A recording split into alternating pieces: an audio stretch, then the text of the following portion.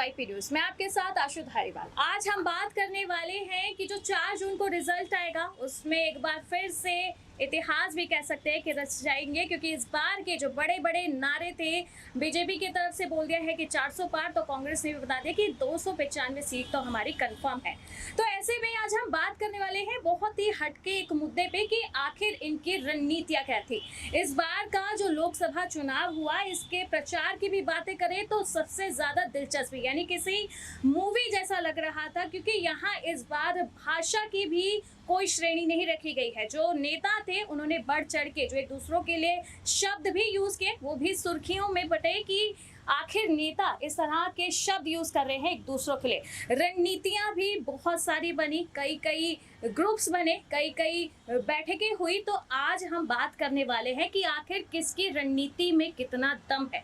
आज NDA versus India alliance होने वाला है। तो आज मेरे साथी दौलत शर्मा मौजूद है। दौलत, आपसे ये सवाल है कि रणनीतियां कई महीनों से चल रही हैं, कई महीनों से तैयारी है। 4 जून को पता चलेगा कि आखिर रणनीति का चाणक्य असली कौन है, एनडीए है या इंडिया अलायंस है। सबसे बड़ा सवाल आपसे कि इतने महीनों की मेहनत थी ये, आपको क्या लग रहा है कि रणनीतियां जो बनाएगी, बहुत से टॉपिक उठाए गए, लेकिन असली जो मैदान में जो यहाँ पर एग्जिट पोल आ रहे हैं, ओपिनियंस पोल आ रहे हैं, आपको क्या लग रहा है किसकी रणनीतियां आगे जा रही है?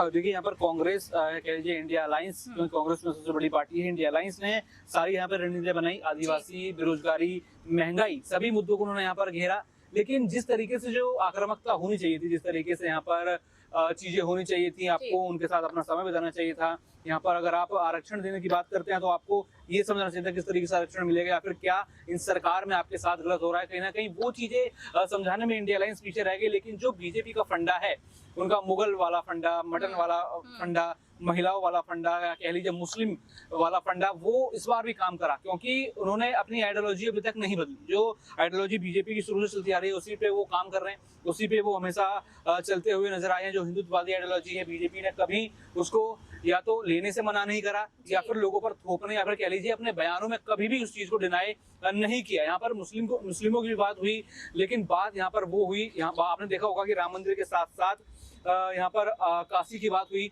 यहाँ पर जो योगी आदित्यनाथ हैं, यूपी के मुख्यमंत्री, उन्होंने तो यहाँ पर वृंदावन तक की बात कर दी। मथुरा में भी यहाँ पर जो है श्री कृष्ण को लेके आएंगे। यानी आप देखेंगे किस तरीके से जो पूरी आइडियोलॉजी है बीजेपी ने, वो अभी तक चेंज नहीं की। यानी भले ही आपके समाज में बदलाव आ रहा है, लोग अब 2014 की आइडियोलॉजी बदल रहे हैं, लोग कहीं ना कहीं वो मोदी लहर छोड़ के कहीं और जाना चाहते हैं, लेकिन बीजेपी अपने रास्ते से डगमगाती हुई नजर नहीं आ रही। वो कहीं ना कहीं उनका सबसे प्लस पॉइंट है। लेकिन कांग्रेस या इंडिया को कह दीजिए, जहां फायदा दिखता है, महिलाओं की ओर फायदा दिखता है तो महिलाओं के लिए घोषणा कर देते हैं। अगर उनको फायदा दिखता है कि यहाँ पर आदिवासी हमें वोट दे सकते हैं तो उनके लिए अलग घोषणा कर देते हैं, यहाँ मुस्लिमों के लिए अलग घोषणा करते हैं। यानी सबको वो रिझाने में लगे हुए हैं। लेकिन बीजेपी यहाँ पर जो है रिझाने में मात्र अपना जो वोट बैंक, उनका प्रीमियम वोट बैंक है, वो उसको रिझा रही है। और वही प्रीमियम वोट बैंक जो है आबादी के हिसाब से देखा जाए तो काफी ज्यादा यहाँ पर हो जाता है, जिस कारण बीजेपी ये मैच समझ गई है। लेकिन अभी इंडिया अलायंस को ये मैच समझना होगा। शायद 2029 में अगर इंडिया अलायंस दोबारा बने, या फिर हम देखते हैं कि अगर अच्छे से उनकी चीजें यहाँ पर चली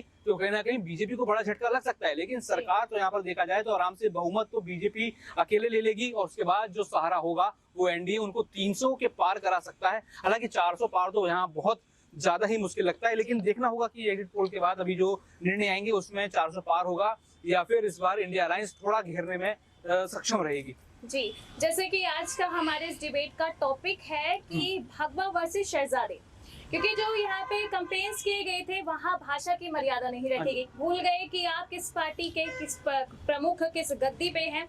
तो यहाँ पर पीएम की तरफ से राहुल गांधी और अखिलेश यादव को जब रायबरेली में उन्होंने स्टेज साझा किया था तो उन्हें शहजादे कहा था उन्होंने अपने रैली में।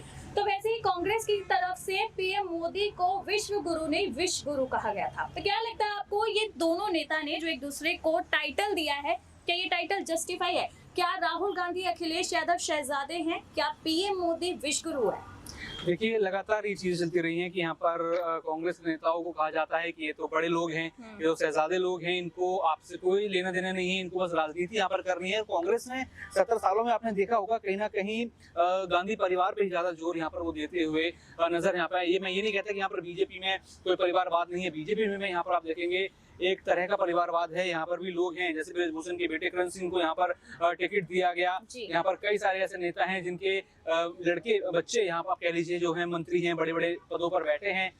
तो कहीं ना कहीं देखते हैं यहाँ पर राजनीति में, सियासत में ये परिवारवाद तो कहीं ना कहीं चलता है, लेकिन बीजेपी इसको बड़े आराम से यहाँ पर मुद्दा बना लेती है और कांग्रेस इसको डिफेंड करने में थोड़ी जो है नाकाम नजर आती है। यही जो चीजें जिस तरह से पीएम मोदी को विश्व गुरु बोला जा रहा है, क्या मतलब क्या निकलता है? देखिए यहाँ पर इलेक्शन कमीशन को इन चीजों पर ध्यान देना चाहिए। इलेक्शन कमीशन हर बार कहता है कि ना तो मंदिरों पर पॉलिटिक्स होगी, ना धर्म पर पॉलिटिक्स होगी और ना ही किसी के व्यक्तिगत नाम पर पॉलिटिक्स होगी, लेकिन वही चीजें होती हैं। हाँ, तो खुद प्रधानमंत्री कहते हैं कि राम मंदिर आपको बना है तो आपको वोट यहाँ पर करना होगा राम जी के लिए।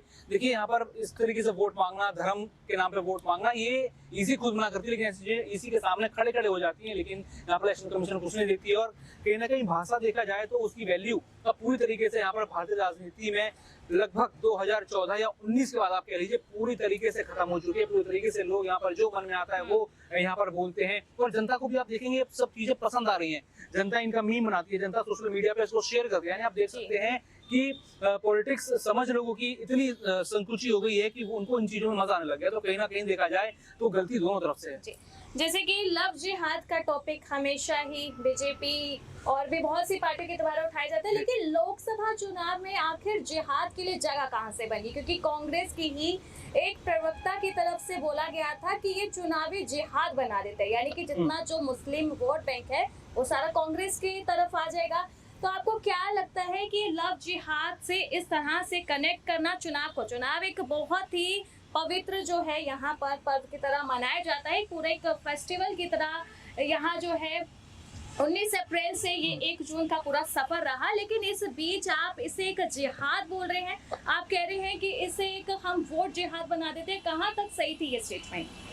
देखा जाए तो यहाँ पर ये स्टेटमेंट बिल्कुल भी सही नहीं थी। इलेक्शन कमीशन ने भी इसके ऊपर एक्शन लिया, लेकिन आपने देखा होगा कि यहाँ पर बीजेपी के लोगों के द्वारा भी ना जाने कितने ऐसे बयान आए, धर्म के नाम पर बयान आए कि यहाँ पर आपकी संपत्ति बांटकर ज्यादा बच्चे वालों को दे देंगे। यहाँ पे सीधा सीधा कहा था कि मुसलमानों को फायदा यहाँ पर कांग्रेस करना चाहती है और हिंदुओं को यहाँ पर मार देना चाहती है। ये भी आप इसमें कितना बड़ी यहाँ पर चीज है। तो कहीं ना कहीं गलती दोनों तरफ से है, लेकिन इलेक्शन कमीशन को यहाँ पर जागना होगा ताकि अगले चुनावों में इस तरह की कोई गलती ना हो। जी, तो मतलब दौलत का कहना है कि इलेक्शन कमीशन को भी अलर्ट रहना चाहिए ताकि नेता भी अपनी मर्यादा में रहे और इस तरह की जो कैंपेन्स है, ये जिहादी ये चीजें ये पब्लिक तक ना लेके जाए। तो आज के मुद्दे पर हमने हटकर बात की कि रणनीतियां कैसी थी, कई महीनों से तैयारियां चल रही थी, अब वक्त आ गया है उन तैयारियों के परिणामों का कि आखिर यहाँ पर भगवा फकीर रेस में आगे है, उसकी चाणक्य रणनीतियां आगे है या फिर शहजादों के मास्टर प्लान है। 4 जून को ये देखना बेहद ही दिलचस्प रहेगा। बाकी ऐसे ही देश और दुनिया की तमाम खबरों के लिए आप देखते रहें UIP न्यूज।